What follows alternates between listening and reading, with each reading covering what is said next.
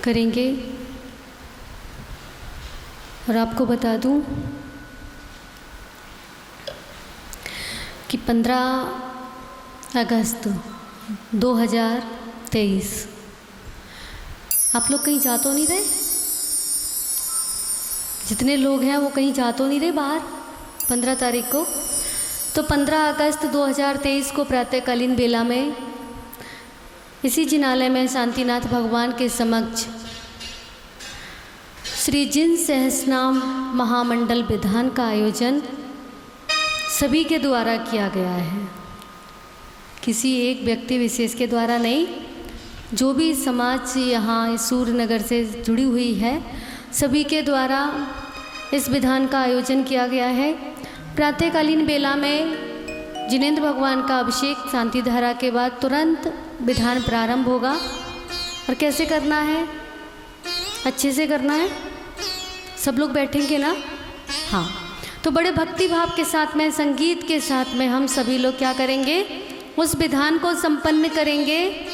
और महिलाओं के पास में सारे कलर की साड़ी होती है, हर रंग की साड़ी होती है। तो आपको पीत्र वस्त्र यानी कि पीले कपड़ों में, पीली साड़ियों में आकर के बैठना है। और इन लोगों को बैठे ना, इन लोगों को अभिषेक करना है और विधान में धोती दुपट्टा के साथ में बैठना है। ठीक है? और पूरा संघ भी यहाँ पर बैठेगा। तो हम सभी लोग उस दिन 1008 भगवान के नाम होते हैं, उन नामों की सहस्र नाम की आराधना सभी मिल करके अर्घ समर्पित करके विधान करेंगे। प्रसन्नता नहीं हुई? हुई ना? ताली बजाओ, हमने आपको सूचना दी। चलेंगे पूज्य गुरुदेव के चरणों में 4 लाइनों को भजन के माध्यम से रखेंगे और फिर पूज्य गुरुदेव के चरणों में निवेदन करेंगे। जय बोलिए देवादिदेव कजड़ श्री शांतिनाथ भगवान की। परम पूजनीय तपस्वी सम्राट आचार्य भगवान श्री अक्षर सन्मति सागर जी गुरु महाराज की। परम पूजनीय मरसलगंज गौरव अक्षुण परंपराचार्य श्री अक्षर सौभाग्य सागर जी गुरुदेव की। परम पूजनीय समता साधक स्थिर संत श्री अक्षर सुरत्न सागराचार्य गुरुदेव की। समस्त आचार्य संघ की। ओ मेरे सामने आप दिन रात रहे, मेरे सामने आप दिन रात रहे। सौभाग्य सागर जी हमेशा मेरे साथ रहे। ओ मेरे सामने आप दिन रात रहे। सौभाग्य सागर जी हमेशा मेरे साथ रहे। ये दुनिया हो या वो दुनिया, ये दुनिया हो या वो दुनिया, मेरे सिर पे सदा तेरा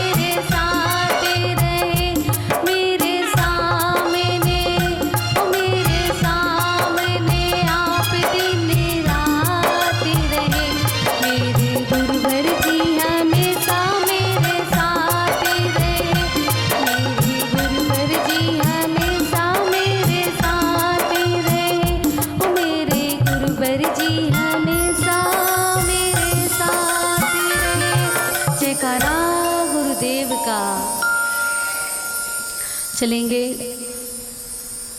पूज्य आचार्य गुरुदेव के चरणों में नमोस्तु करते हुए निवेदन करेंगे।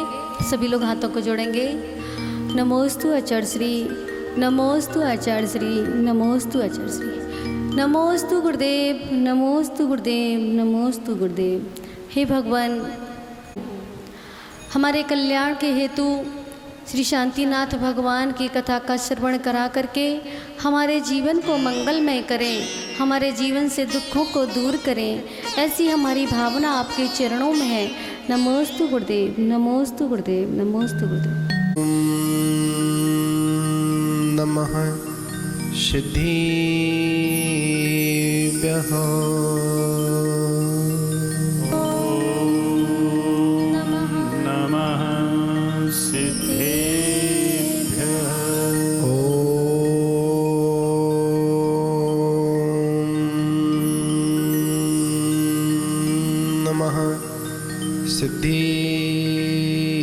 सिद्धिभ्यः,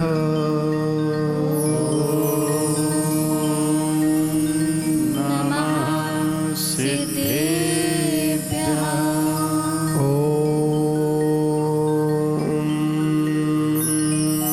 नमः सिद्धिभ्यः,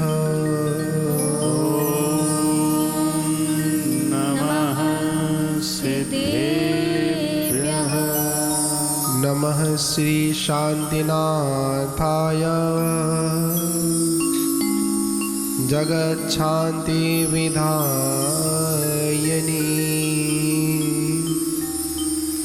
कृष्णेन कर्मोग शान्ताय शान्तिः सर्वकर्मणाम्।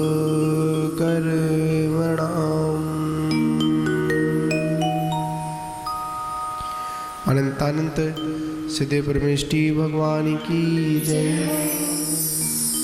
प्रथम तीर्थंकर शांतिनाथ, प्रथम तीर्थंकर आदिनाथ भगवान की जय। शांतिनाथ भगवान की जय। परम पूज्य आचार्य श्री आदिसागर महावीर कीर्ति विमल सागर जी गुरु महाराज की जय।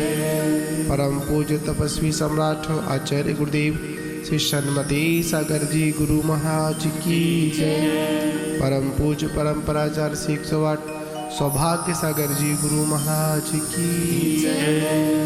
जय बोलिए परम पूजनीय समता साधक स्तूर संत श्री सुरत्न सागराचार्य गुरुदेव की, समस्त आचार्य संघ की।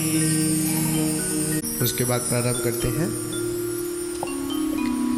हे शारदे माँ, हे शारदे माँ, शारदे माँ, हे शारदे माँ। अज्ञानता से हमें तार देना, ज्ञानता से हमें तार देना। हे शारदे माँ, हे शारदे माँ, शारदे माँ, हे शारदे माँ। अज्ञानता से हमें तार देना, ज्ञानता से हमें तार देना। ऋषियों ने समझी है, मुनियों ने जानी, ऋषियों ने समझी है, मुनियों ने जानी। शास्त्रों की भाषा है आगम की वाणी, शास्त्रों की भाषा है आगम की वाणी। हम भी तो समझे, हम भी तो जाने, हम भी तो समझे, हम भी तो जाने। विद्या का फल तो हमें मात देना, विद्या का फल तो हमें मात देना, हमें मात देना। हे शारदे माँ, हे शारदे माँ, शारदे माँ, हे शारदे माँ।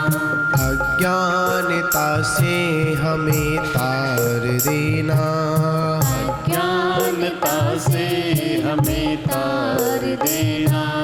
तू ज्ञानदायी ज्ञानदाई हमें ज्ञान दे दे। रत्नत्रयों का हमें दान दे दे।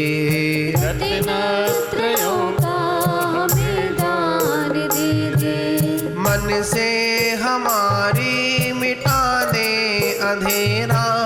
मन से हमारी मिटा दे अंधेरा। हमको उज्ज्वली का शिव द्वार दे माँ। हमको उजाले का शिव द्वार दे माँ। शिव द्वार दे माँ। हे शारदे माँ, हे शारदे माँ। हे शारदे माँ, हे शारदे माँ। अज्ञानता से हमें तार देना।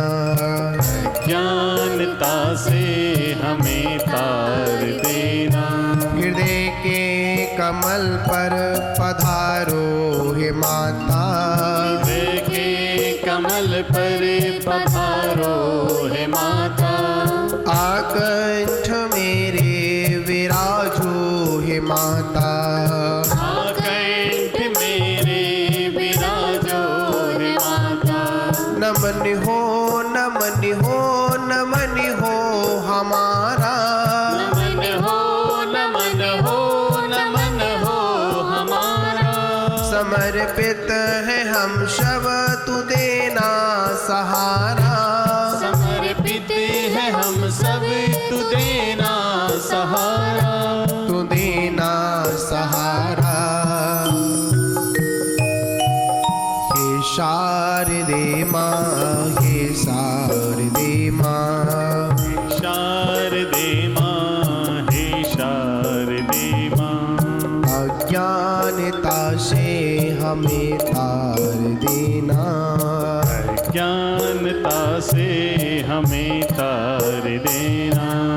अज्ञानता से हमें तार देना। ज्ञानता से हमें तार। बोली द्वादशांग माँ जिनवाणी की जय हो। मानो बाबू, आज फिर हम सभी लोग अपनी संपूर्ण व्यथा को नष्ट करने के लिए शांतिनाथ भगवान की वो पावन चरित्र को सुनने के लिए यहाँ पर उपस्थित हैं, जिसमें अपना पूर्व में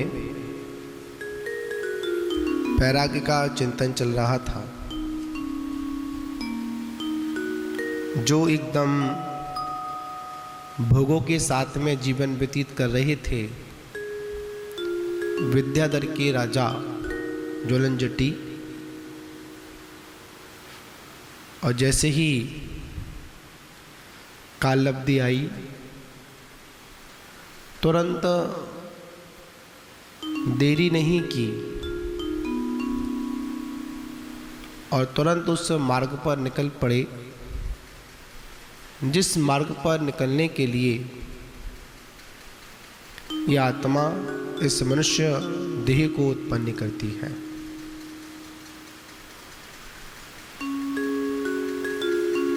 उन विद्याधर ने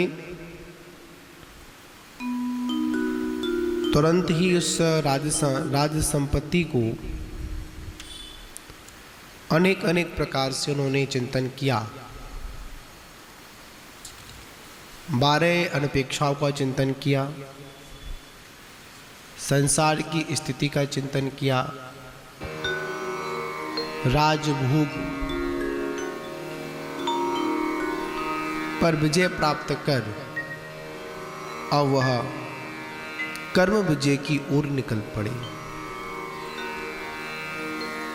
क्योंकि कर्मों का विजेता हर कोई नहीं होता है, कोई कोई होता है।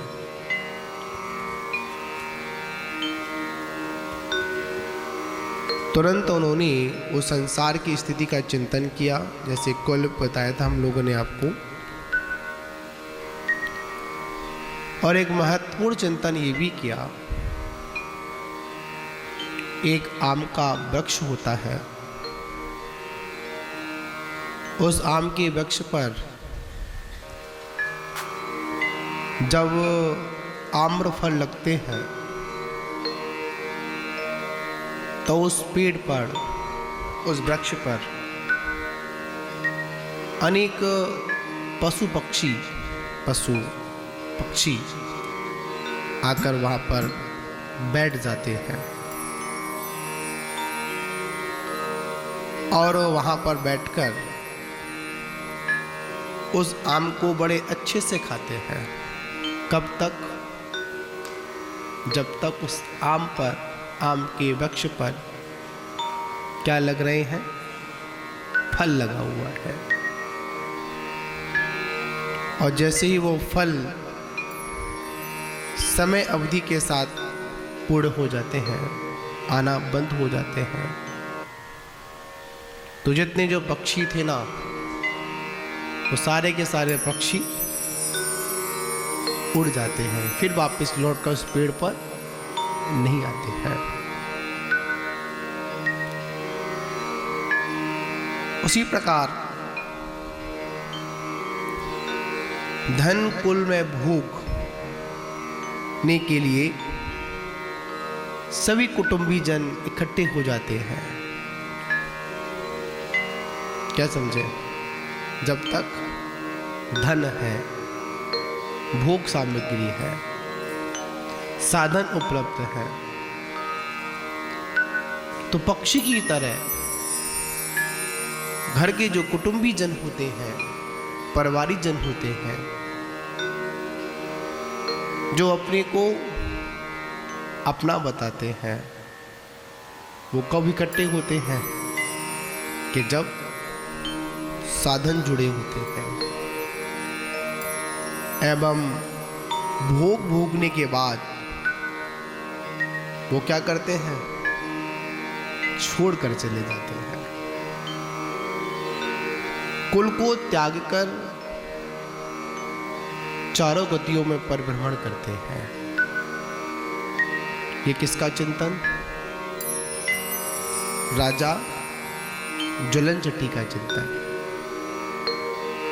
ऐसा वही व्यक्ति चिंतन कर सकता है जिसके अंदर प्रगाढ़ वैराग्य उत्पन्न हुआ हो। और जिसके अंदर वैराग्य उत्पन्न नहीं हुआ, वो ऐसा चिंतन कर ही नहीं सकता है। जिनको इस संसार की स्थिति का संपूर्णता से भान हो जाता है,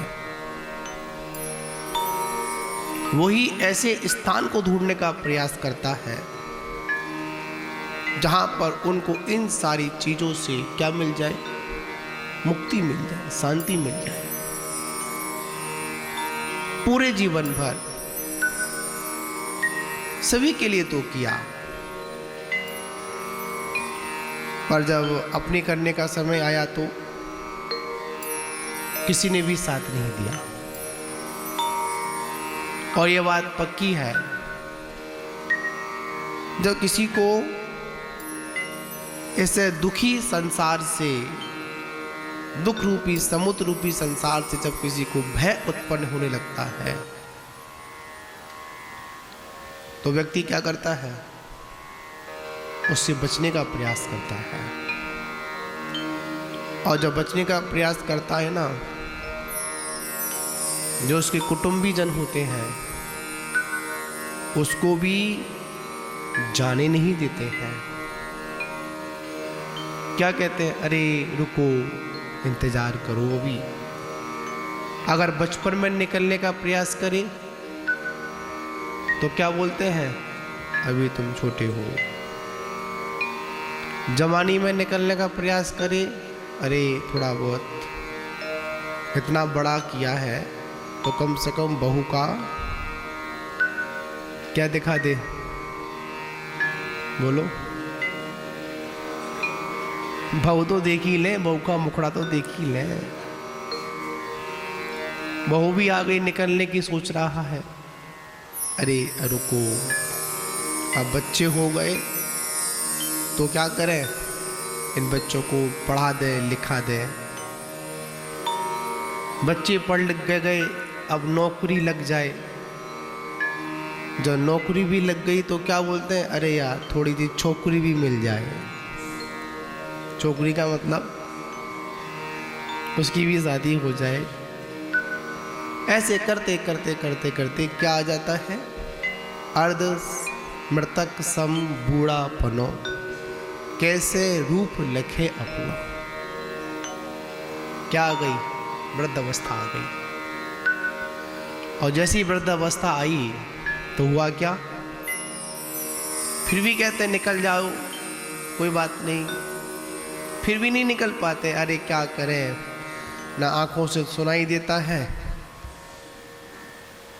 ना आंखों से दिखाई देता है, ना कानों से सुनाई देता है। दाल भी पचती नहीं, पर इच्छाएं घटती नहीं।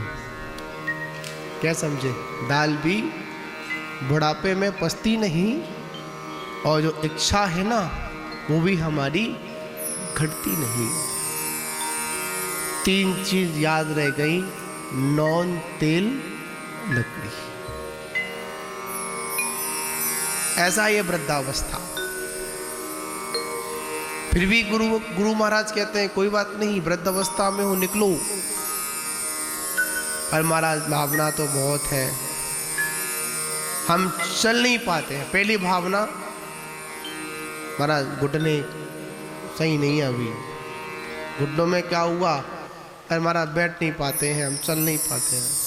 तो गुरु महाराज कहते हैं कोई बात नहीं, चल नहीं पाता तो बैठे बैठे माला जपना। अच्छा, अब ये भी भावना हो गया तो गुरु जी ने फिर कहा अरे माला तो यहाँ फंस गई, माला की बोले महाराज क्या करें, मुंह से बोल नहीं पाते हैं। माला कोई बात नहीं, मुंह से बोलने को कौन कह रहा है, मुंह से खा तो लेते हो, खाते रहना हो, भोजन करते रहना, बैठे रहना शांति से। अब ये भी यह भावना खत्म। फिर बोलते हैं महाराज कान से सुनाई नहीं पड़ता।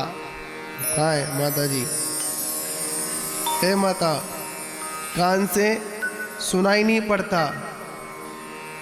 पढ़ रहा है, तो पढ़ रहा है। क्या बोलते हैं, कान से सुनाई नहीं पड़ता। गुरु महाराज बोले कोई बात नहीं, सुनाई नहीं पड़ता, बाहर की बातें तो सुननी नहीं है अब किसी की। क्या समझे, बाहर की बातें तो सुननी नहीं किसी की अब। और जी मशीन लगाकर सारी बात सुनाई पड़ेगी सबकी अब, समझे ना आप। चलो कोई बात नहीं, मशीन में लगवा दी, आंखों से दिखता नहीं, चश्मा भी लगवा दिया। सारे के सारे आप प्रश्न करते गए, हम उसका आंसर देते गए।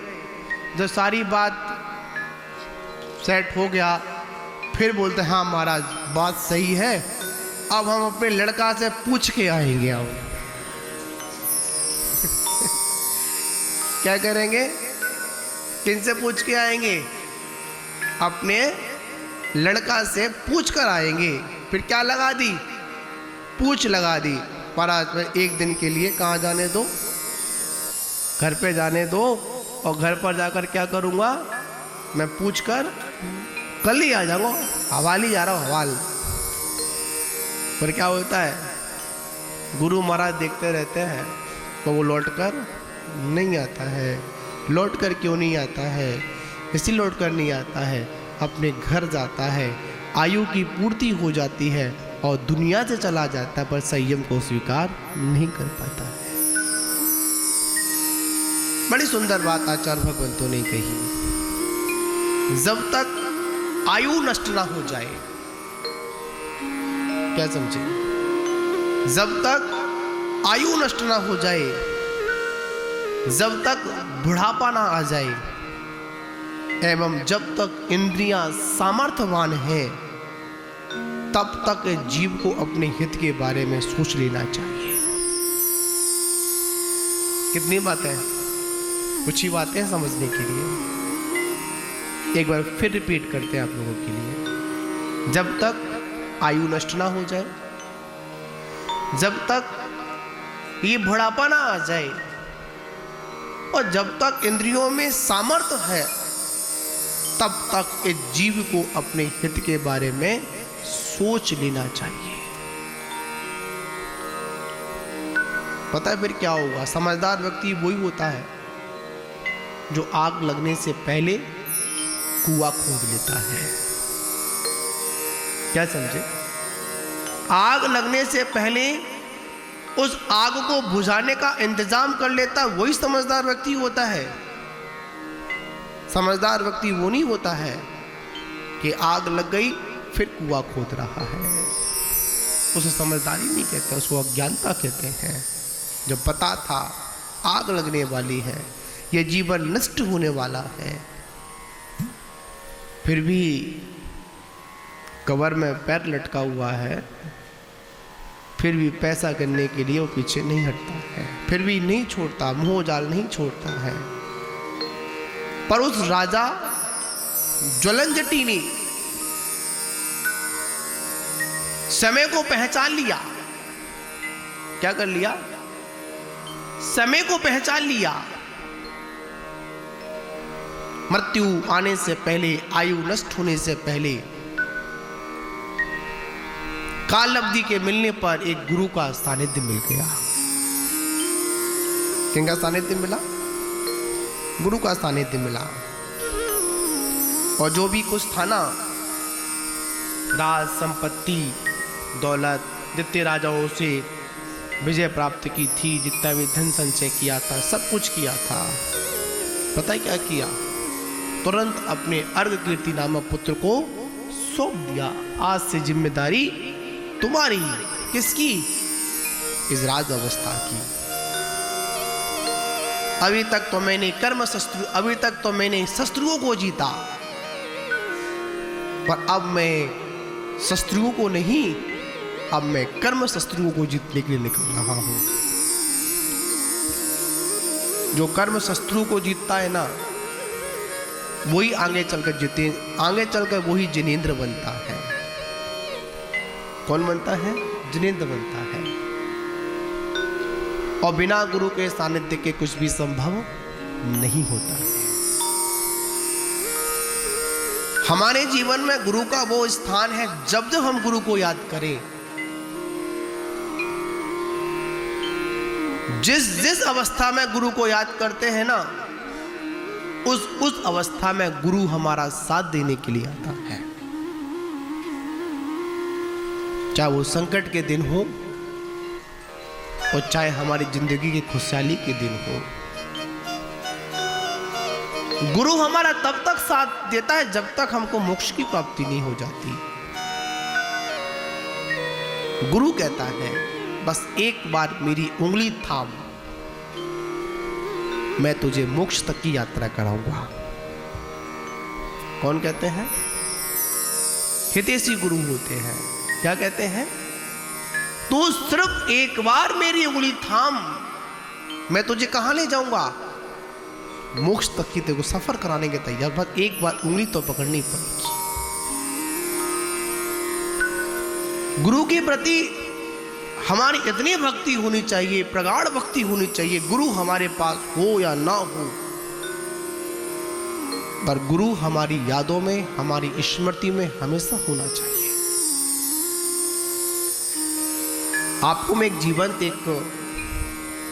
आचार्य महाराज का एक संस्मरण सुनाता हूं आपको मैं। 1997 की बात है। पूज्य आचार्य श्री का संस्मरण है। बताते हैं इस प्रकार गुरु भक्ति होनी चाहिए।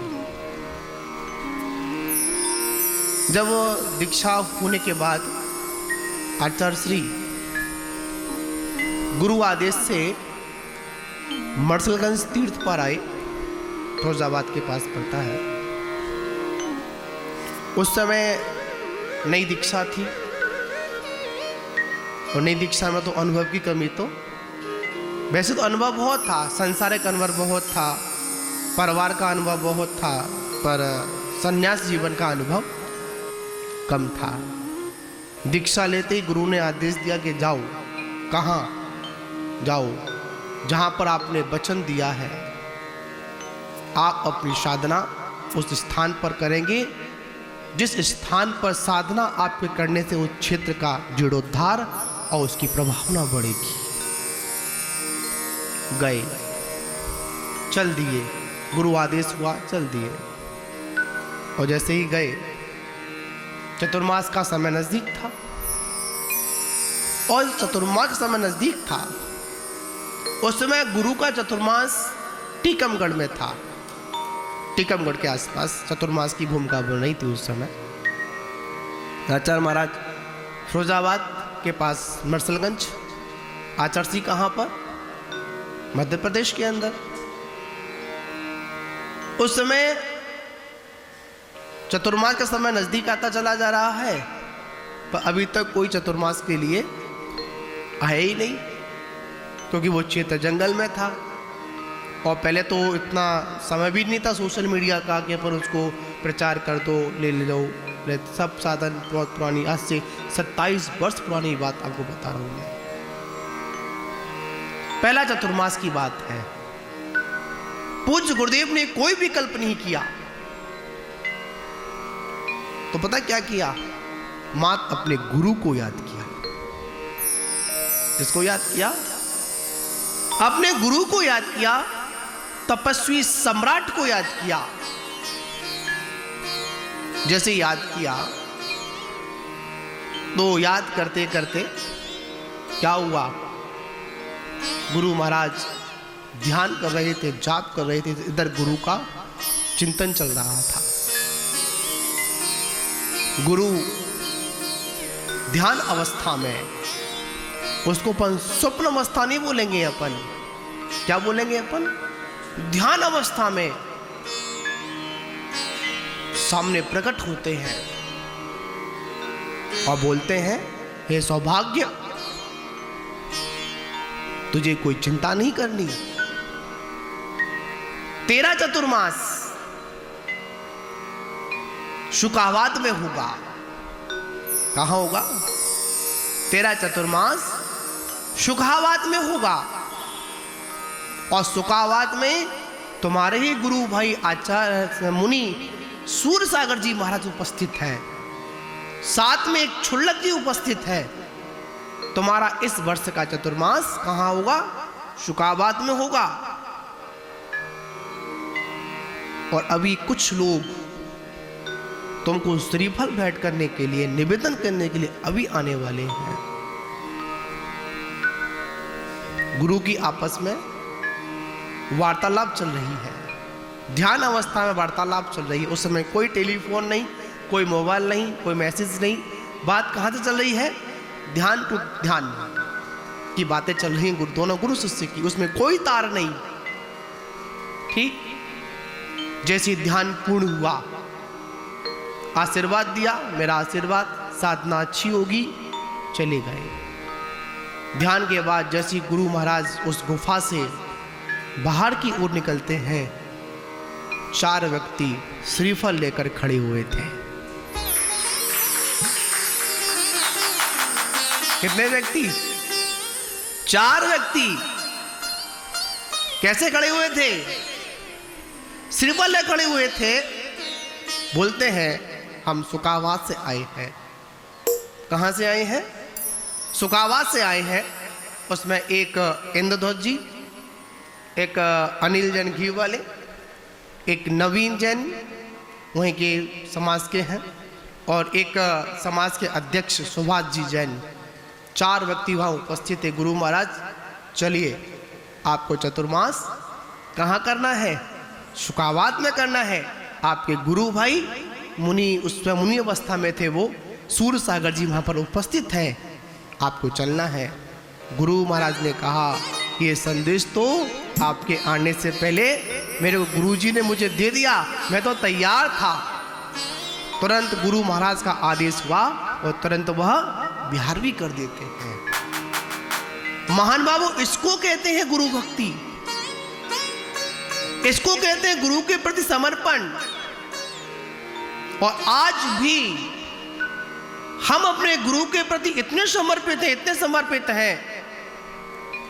जब जब हमारे जीवन में कोई संकट आता है, वह संकट तो कोई आता ही नहीं है, भाई चल कोई शुभ कर्म के उद्देश्य कोई बात अगर होने को होती है, हमको कहीं चतुर्मास करने को होता है, तो आज भी तपस्वी सम्राट समाधि के बाद भी आज भी हमारे ध्यान में आते हैं और पूरा का पूरा निर्देश देकर जाते हैं कि तुम्हारा चतुर्मास इस वर्ष ऐसा और यहाँ और ऐसा ऐसा होगा। जब सूर्यनगर के लिए हम लोग आ रहे थे, सरता विहार पड़ता है, ऐसे हम लोग बैठे हुए थे।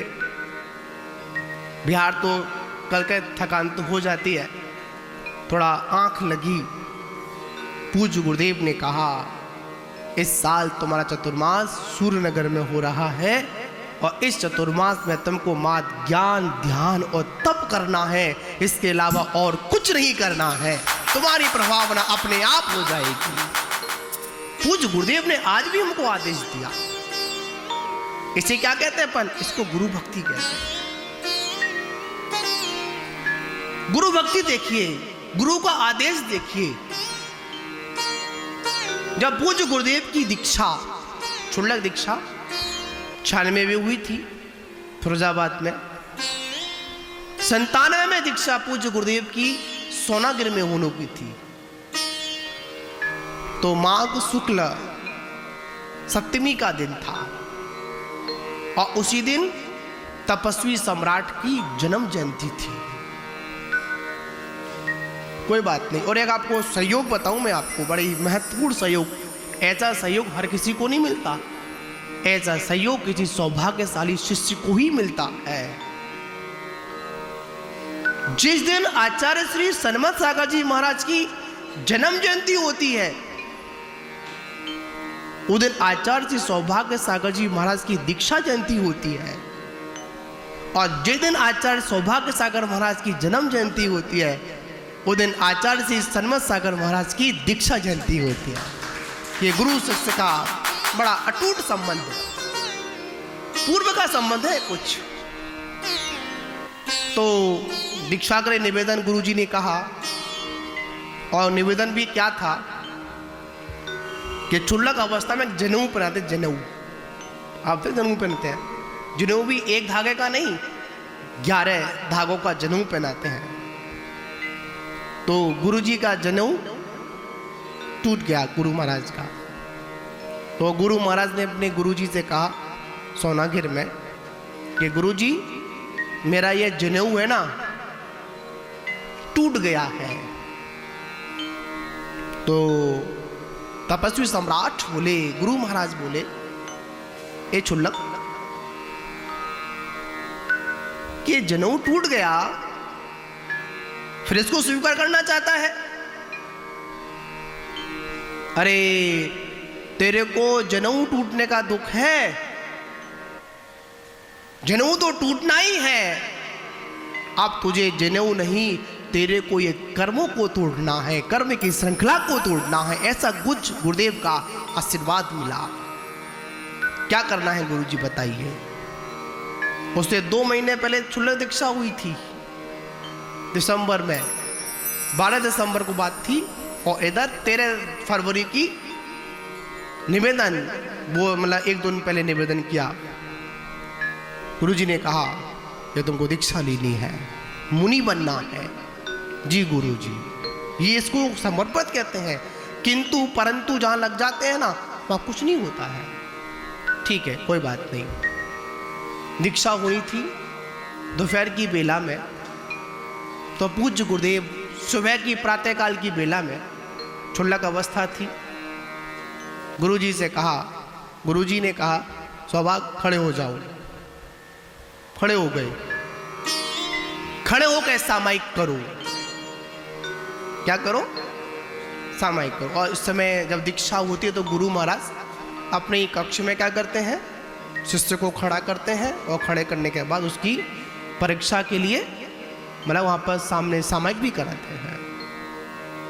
गुरुजी ने सामायिक का आदेश दिया तो महाराज खड़गासन अवस्था में खड़े हो गए। खड़े हुए तो इधर क्या हुआ कि आचार्य गुरुदेव सन्मत सागर जी महाराज सोनागिर की वंदना के लिए पहाड़ पर निकल गए। इधर सामायिक पे खड़ा कर दिया, उधर कहाँ निकल गए? वंदना पर निकल गए। वंदना पर जब निकले 1 घंटा नहीं, 2 घंटा नहीं, पूरे के पूरे 5 घंटे लगे। कितने घंटे लगे? 5 घंटे लगे। इधर पूज्य गुरुदेव उन चैत्यालों की वंदना कर रहे थे और इधर एक मोक्ष मार्ग का साधक क्षुल्लक जो सौभाग्य सागर था, वहां क्या कर रहे थे? अपनी गुरु की आज्ञा का पालन कर रहे थे। लौट कर आए तो लंगोटी भी लगती उसमें थी, सब निकाल दिया था, तो कुछ चुभ रही थी। कहते हैं ना किसी बैरागी के तन पर भी एक धागा भी होता है, वो चुभता है।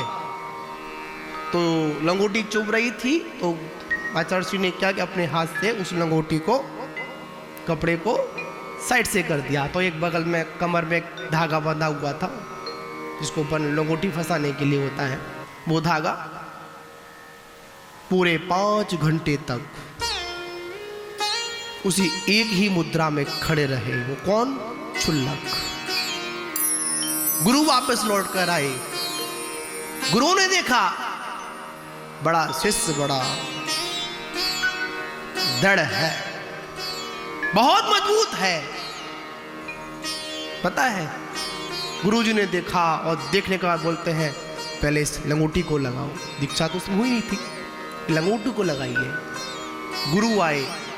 इधर गुरु का आदेश था समय करनी है, इधर शिष्य का भी संकल्प था जब तक मुझे गुरु आदेश नहीं दे देंगे तब तो मैं अपनी सामायिक से पीछे हटने वाला नहीं हूं। गुरु ने आदेश दिया बैठो। जैसे गुरु को आदेश मिला बैठ गए, नमोस्तु किया। तो कहा ये तुम्हारा दृढ़ संकल्प एक दिन इतनी ऊंचाई तक पहुंचेगा कि आपकी साधना इतनी उत्कृष्ट साधना होगी कि आप अति शीघ्र अपनी कर्मों की निर्जरा कर कर मोक्ष को प्राप्त करेंगे। ये किसका आशीर्वाद? गुरु का आशीर्वाद। आज आप लोग देखते हैं ये सब क्या गुरु भक्ति है और कुछ नहीं है। कोल्हापुर चतुर्मास किया 2010 में, हम तो उसको एक अपना सौभाग्य मानेंगे कि करीब महाराज श्री का 14 वर्षों के बाद पूज्य गुरुदेव के चरणों में प्रथम चतुर्मास हुआ। ये हमारा सौभाग्य था। पर दुर्भाग्य इस बात का हुआ कि वो चतुर्मास जिंदगी का अंतिम चतुर्मास गुरु सर सानिध्य में हुआ। सौभाग्य क्या, 14 वर्षों के बाद वनवास खत्म हुआ। क्या खत्म हुआ? 14 वर्षों के बाद गुरु चरण में रहने का वनवास खत्म हुआ। और पूज्य गुरुदेव ने इंदौर से बुलाया था। हम लोग इंदौर में थे, आचार्य जी भी थे, हम भी साथ में थे। शायद एक क्षुल्लक जी, 1-2 क्षुल्लक साथ याद नहीं है, एक क्षुल्लक जी का याद है। तो वहां पर खबर पहुंचाई, संदेश पहुंचाया आचार्य जी के द्वारा, हम आपके दर्शन के लिए आना चाहते हैं, आदेश दें। तो हम आए। पता है गुरुदेव ने क्या बोला? अरे छोड़ो, वो नहीं आएगा। क्या? छोड़ो, वो नहीं आएगा। क्यों? वो तो ऐसे ही बोलता रहता है, आता तो नहीं है। कितनी बार संदेश दे चुका हूं, पर कोई ऐसी स्थिति बन जाती थी, नहीं जा पाती, कहीं स्वास्थ्य बिगड़ गया, कुछ हो गया। जैसे गुरुजी ने कहा कि वो नहीं आएगा, उसे पता नहीं हमारी बुद्धि पर क्या हुआ। शुभ का उदय था। पूरे 1 महीने में 1 दिन के सफर में हमने 1000 किलोमीटर का सफर किया। कितना? 1 महीने में 1 दिन कम था। पूज्य गुरुदेव के पास पहुंचे और पूज्य गुरुदेव के पास पहुंचकर हमारा सौभाग्य जगा कि पूज्य गुरुदेव के चरणों में वो चतुर्मास करने का मौका मिला। अगर उस चतुर्मास में अगर हम लोग नहीं जा पाते और शायद वो गुरुदेव का वो अंतिम चतुर्मास का जो अंतिम संदेश था शायद हम लोगों को मिल नहीं पा, दर्शन नहीं मिल पाते। जिंदगी भर अफसोस रहता। क्या रहता? गुरु के दर्शन नहीं कर पाए। वास्तविक तो में गुरु भक्ति वो गुरु भक्ति होती है कि सारे काम अपने आप बन जाते हैं।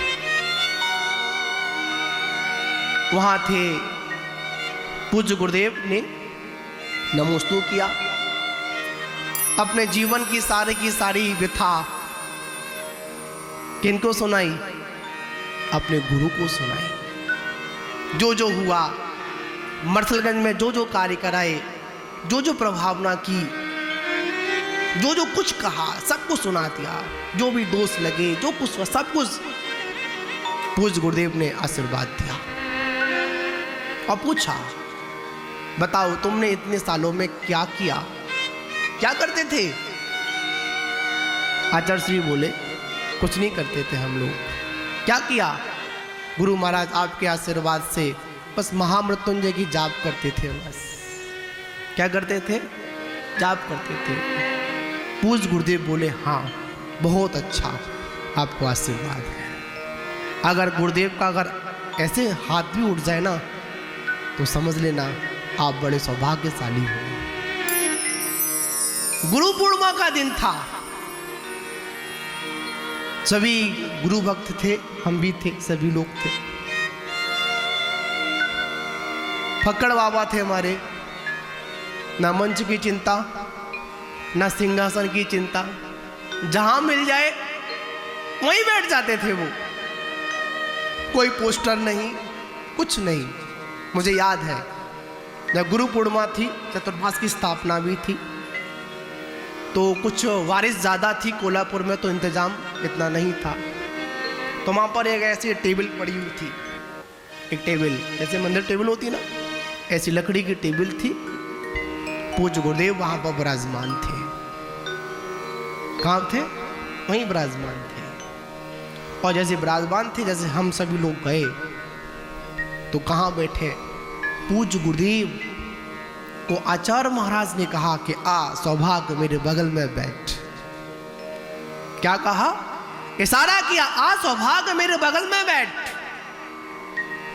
गुरुजी ने बड़ी विनम्रता दिखाई, हे गुरुदेव मेरा स्थान आपके बगल में नहीं है, मेरा स्थान तो आपके चरणों में है, मुझे मां चरणों में बैठे रहने दो। पूज्य गुरुदेव ने हाँ ठीक। गुरु याद रखना परीक्षा करता है। गुरु बहुत पारखी होता है, बहुत दूरदृष्टि वाला होता है, याद रखना। साधना होती रही। इसी प्रकार पूज्य गुरुदेव ने वहीं से अपना प्रतिमा योग, जो आप देखते ना प्रतिमा की तरह बैठ जाना, बिल्कुल भी मक्खी हो, मच्छर हो, कुछ भी हो, फिर भी चलायमान स्थिति तो नहीं होती है, बस बैठे तो बैठे हैं। ये पूज्य गुरुदेव ने आचार्य गुरु महाराज के चरण सानिध्य से ही प्रारंभ किया। पूज्य गुरुदेव जब इस साधना को देखते थे तो बहुत अंदर ही अंदर, याद रखना, गुरु मुंह पर कभी शिष्य की प्रशंसा नहीं करता है। क्या समझे? गुरु कभी भी मुख पर शिष्य की प्रशंसा नहीं करता है। गुरु जब शिष्य की उन्नति को देखता है ना, उसकी साधना को देखता है, उसकी तपस्या को देखता है, तो वो अपने शिष्य से नहीं बोलता है, लोगों से बोलता है कि देखो मेरा शिष्य बिल्कुल सही दिशा पर जा रहा है। ये गुरु होते हैं। फिर गुरु महाराज ने ये जिंदगी के बहुत हमारे ऐसे पल थे 2010 के, इसको हम भुला नहीं सकते हैं। क्यों? गुरु के सानिध्य में थे। उससे पहले कहाँ गुरु का सानिध्य मिला? क्या जाने गुरु की परिभाषा क्या होती है। जब गुरु का सानिध्य मिला तो बड़ा आनंद आया। पता आनंद कैसे आया? जब कोई बच्चा स्कूल जाता है ना, पहली बार जाता है तो डरता है, कैसे जाऊंगा, कैसे जाऊंगा, क्या करूंगा, कहीं मास्टर जी मारेंगे तो नहीं, गुरुजी से पिटूंगा तो नहीं, मेरे संग के सहपाठी कैसे होंगे, क्या करेंगे। पर जब गुरु चरण सानिध्य में पहुंच जाते हैं ना, तो गुरु क्या करते हैं, अपने पास बैठा लेते हैं। यही अगस्त का महीना था, 18 अगस्त, कुछ दिन बाद आने वाली है। 18 अगस्त को पूज्य गुरुदेव ने निवेदन किया, आचार्य श्री आपके आशीर्वाद से जो आपने मुझे भार दिया, आचार्य पद भारी होता है, संघ का नेतृत्व करने की जिम्मेदारी मुझे दी, आप पूज्य गुरुदेव आशीर्वाद दो, इसी प्रकार मैं अपनी साधना को और वृद्धिगत करता रहूं। आचार्य महाराज बोले, इतनी जल्दी छुटकारा मिलने वाला नहीं है। क्या बोले, हे सौभाग्य, इतनी जल्दी तेरे को छुटकारा मिलने वाला नहीं है। अरे सौभाग्य, तेरे को इस आदि सागर अंकलिकर परंपरा को आगे तक लेकर जाना है, मैं तेरे को बहुत बहुत आशीर्वाद देता हूं। किसने कहा? हमारे गुरु ने कहा। और हमको बड़ा गर्व होता है कि हमको ऐसे स्कूल में क्या मिला, एडमिशन मिला। कोई बात नहीं, आज हम पीछे वाली सीट पर बैठे हैं, कोई चिंता नहीं हमको, कोई बात नहीं। हमको पढ़ना नहीं आता है, कोई चिंता नहीं है हमको इसी बात की। आज साधना नहीं कर पा रहे, कोई बात नहीं है, पर इस बात का हमें बड़ा खुश होते हैं, बड़े पुण्य से समझते हैं कि हमारा एडमिशन अगर हुआ तब वो तपस्वी सम्राट की पाठशाला में हुआ। वहां पर तप, त्याग और साधना की हमेशा चर्चाएं हुआ करती थी। पूज्य गुरुदेव का जीवन जीता जागता मूलाचार था। महान बाबू, उस त्याग की मूर्ति को देखकर हम लोग धन्य धन्य हो जाते थे। एक उपवास पर हमारी हवा खराब हो जाती है, किया था ना केस लॉन्च, आज तक होश नहीं है, घूम रहे हैं इधर उधर, कहीं पैर में दर्द, कभी हाथ में दर्द। हकीकत बोलता हूं, मायाचारी नहीं करूंगा, जो था स्पष्ट बोलता हूं, स्थिति बनती है। पर जब उस त्याग की मूर्ति को जब देखते थे ना, डेली में एक आहार एक उपवास, एक आहार एक उपवास, 2 उपवास एक आहार, आहार में सिर्फ क्या, सिर्फ कुछ अंजलि भर मट्ठा लेना बस, इसके अलावा और कुछ नहीं लेना। फिर भी अपनी नित्य क्रियाएं, प्रतिक्रमण, स्वाध्याय, सामायिक में कोई समझौता नहीं। 10 दिन के उपवास हो गए, 8 दिन के अष्टांगा के उपवास हुए, 10 दिन के दक्षाषण के उपवास हुए। संयोग से उद्युक्त तिथि और बढ़ गई, कितने हो गए? 11 उपवास हो गए। फिर भी गुरु महाराज के 11 उपवास करने के बाद जब प्रतिक्रमण करते थे ना, तो उनकी आवाज ऐसी निकलती थी जैसे कोई जंगल में सिंह धाड़ रहा है। ऐसे गुरु आचार्य सन्मत सागर जी महाराज, महान बाबू। वास्तविकता में गुरु का सानिध्य मिलना बड़ी पुण्य से मिलता है। गुरु बनना बहुत आसान है, क्या समझे? गुरु बनना बहुत आसान है। अगर इस संसार में सबसे अधिक कोई कठिन चीज अगर कोई है ना, तो वो क्या है? गुरु बनना नहीं, शिष्य बनना, छोटे बन के रहना। याद रखना, छोटे में ही बड़ी लहुता हुआ करती है। तो महान बाबू, उसी प्रकार उन राजा ज्वलनजटी को भी कौन मिले? एक गुरु मिले। और जैसे गुरु मिले और गुरु के सानिध्य में क्या किया? दीक्षा को स्वीकार किया। और दीक्षा को स्वीकार करने के बाद साधना को और वृद्धिगत करते गए, वृद्धिगत करते गए। आगे क्या होता है? साधना इतनी उत्कृष्ट हो जाती है, शुक्ल ध्यान की श्रेणी में चले जाते हैं।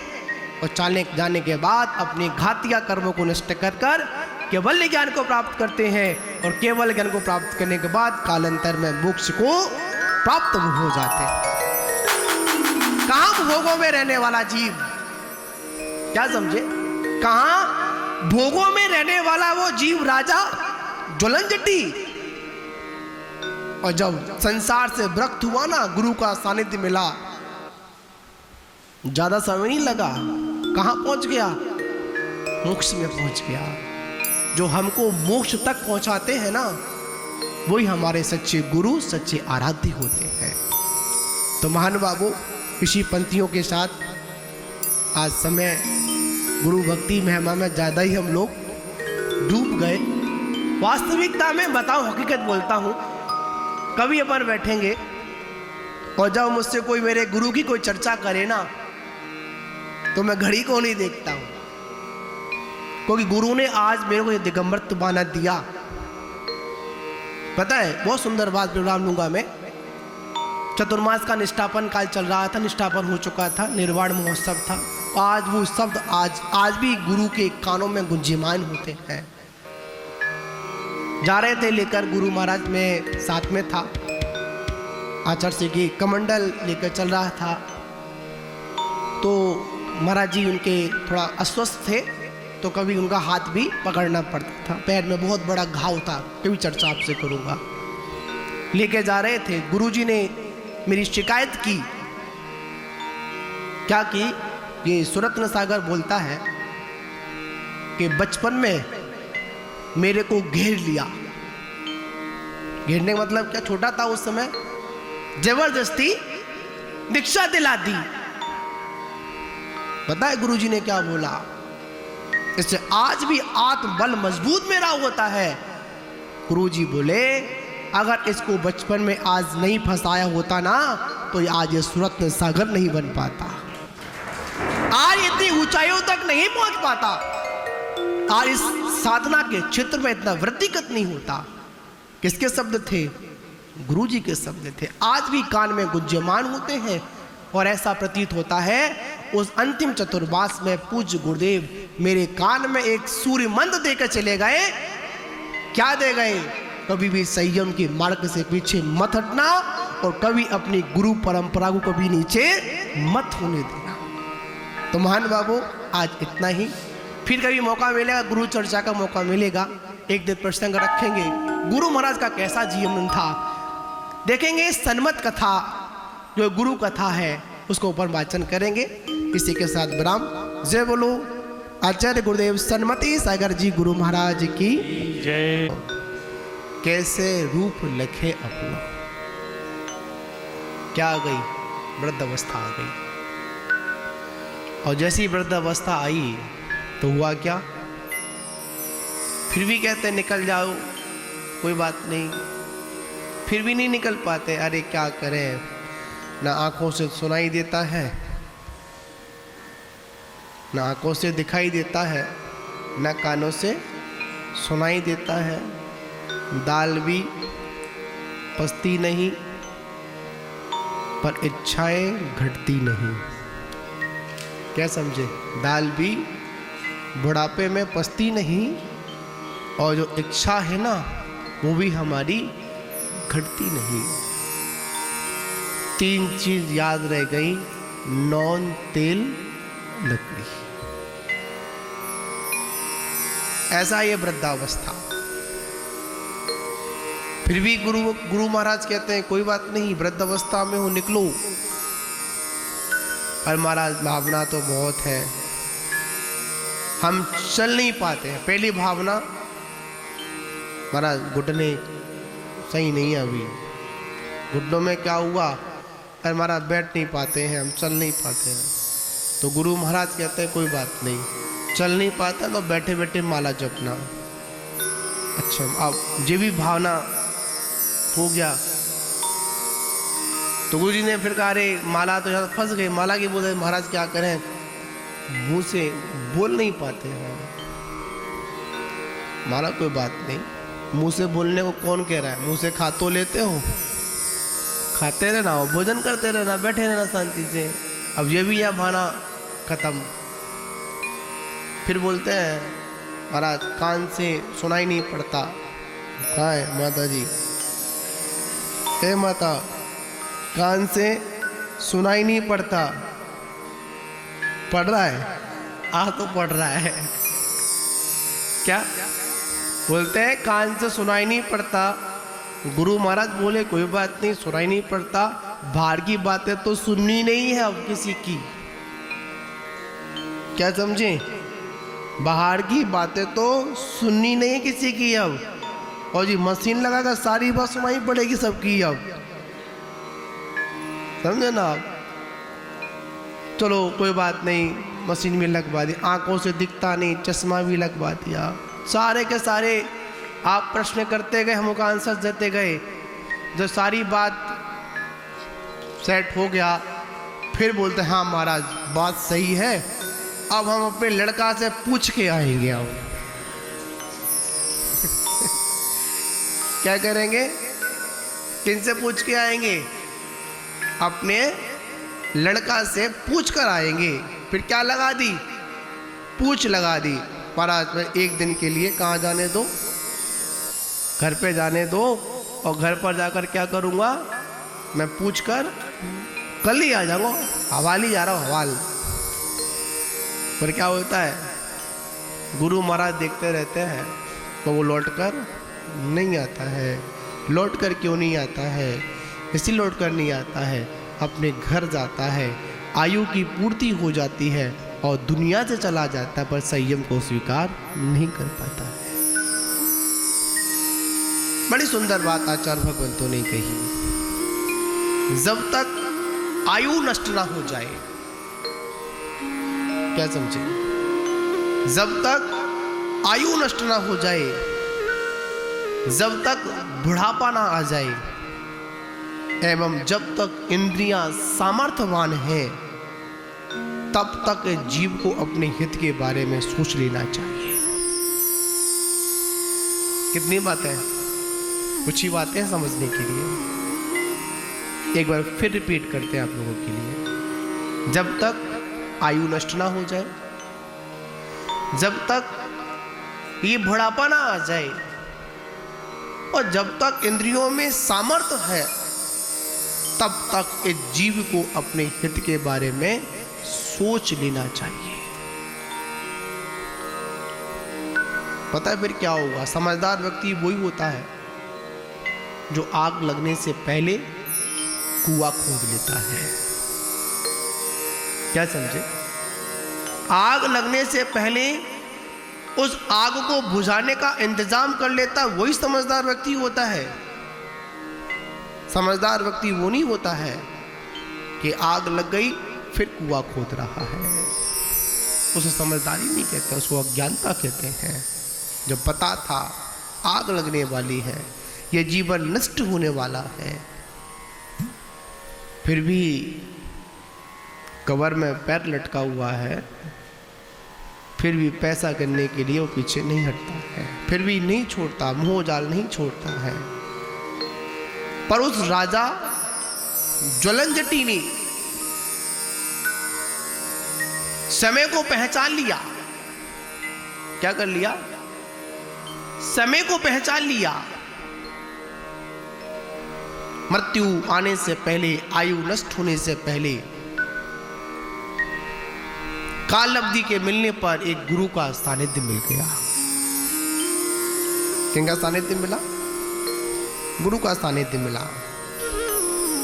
और जो भी कुछ था ना, राज संपत्ति दौलत, जितने राजाओं से विजय प्राप्त की थी, जितना भी धन संचय किया था, सब कुछ किया था, पता है क्या किया? तुरंत अपने अर्घ कीर्ति नामक पुत्र को सौंप दिया। आज से जिम्मेदारी तुम्हारी। किसकी? इस राज अवस्था की। अभी तक तो मैंने कर्म शत्रु, अभी तक तो मैंने शत्रुओं को जीता, पर अब मैं शत्रुओं को नहीं, अब मैं कर्म शत्रुओं को जीतने के लिए निकल रहा हूं। जो कर्म शत्रु को जीतता है ना, वही आगे चलकर जीते, आगे चलकर वही जिनेंद्र बनता है। कौन बनता है? जिनेंद्र बनता है। और बिना गुरु के सानिध्य के कुछ भी संभव नहीं होता है। हमारे जीवन में गुरु का वो स्थान है, जब जब हम गुरु को याद करें, जिस अवस्था में गुरु को याद करते हैं ना, उस अवस्था में गुरु हमारा साथ देने के लिए आता है। चाहे वो संकट के दिन हो और चाहे हमारी जिंदगी की खुशहाली के दिन हो, गुरु हमारा तब तक साथ देता है जब तक हमको मोक्ष की प्राप्ति नहीं हो जाती। गुरु कहता है बस एक बार मेरी उंगली थाम, मैं तुझे मोक्ष तक की यात्रा कराऊंगा। कौन कहते हैं? हितैषी गुरु होते हैं। क्या कहते हैं? तू सिर्फ एक बार मेरी उंगली थाम, मैं तुझे कहां ले जाऊंगा? मोक्ष तक की तेरे को सफर कराने के तैयार, बस एक बार उंगली तो पकड़नी पड़ेगी। गुरु के प्रति हमारी इतनी भक्ति होनी चाहिए, प्रगाढ़ भक्ति होनी चाहिए, गुरु हमारे पास हो या ना हो, पर गुरु हमारी यादों में, हमारी स्मृति में हमेशा होना चाहिए। आपको मैं एक जीवंत एक आचार्य महाराज का एक संस्मरण सुनाता हूं आपको मैं। 1997 की बात है। पूज्य आचार्य श्री का संस्मरण है, बताते हैं इस प्रकार गुरु भक्ति होनी चाहिए। जब दीक्षा होने के बाद आचार्य श्री गुरु आदेश से मरसलगंज तीर्थ पर आए, फिरोजाबाद के पास पड़ता है। उस समय नई दीक्षा थी और नई दीक्षा में तो अनुभव की कमी, तो वैसे तो अनुभव बहुत था, संसारिक अनुभव बहुत था, परिवार का अनुभव बहुत था, पर संन्यास जीवन का अनुभव कम था। दीक्षा लेते ही गुरु ने आदेश दिया कि जाओ। कहाँ जाओ? जहाँ पर आपने वचन दिया है आप अपनी साधना उस स्थान पर करेंगे जिस स्थान पर साधना आपके करने से उस क्षेत्र का जीर्णोद्धार और उसकी प्रभावना बढ़ेगी। गए, चल दिए, गुरु आदेश हुआ, चल दिए। और जैसे ही गए, चतुर्मास का समय नजदीक था और चतुर्मास का समय नजदीक था। उस समय गुरु का चतुर्मास टीकमगढ़ में था। टीकमगढ़ के आसपास चतुर्मास की भूमिका बोल रही थी उस समय। आचार्य महाराज फिरोजाबाद के पास मरसलगंज, आचार्य श्री कहाँ पर? मध्य प्रदेश के अंदर। उस समय चतुर्मास का समय नजदीक आता चला जा रहा है, पर अभी तक कोई चतुर्मास के लिए आया ही नहीं, क्योंकि वो क्षेत्र जंगल में था और पहले तो इतना समय भी नहीं था सोशल मीडिया का कि पर उसको प्रचार कर दो, ले लो। सब साधन बहुत पुरानी, आज से 27 वर्ष पुरानी बात आपको बता रहा हूँ मैं। पहला चतुर्मास की बात है। पूज्य गुरुदेव ने कोई विकल्प नहीं किया, तो पता क्या किया? मात्र अपने गुरु को याद किया। इसको याद किया, अपने गुरु को याद किया, तपस्वी सम्राट को याद किया। जैसे याद किया तो याद करते करते क्या हुआ? गुरु महाराज ध्यान कर रहे थे, जाप कर रहे थे, इधर गुरु का चिंतन चल रहा था।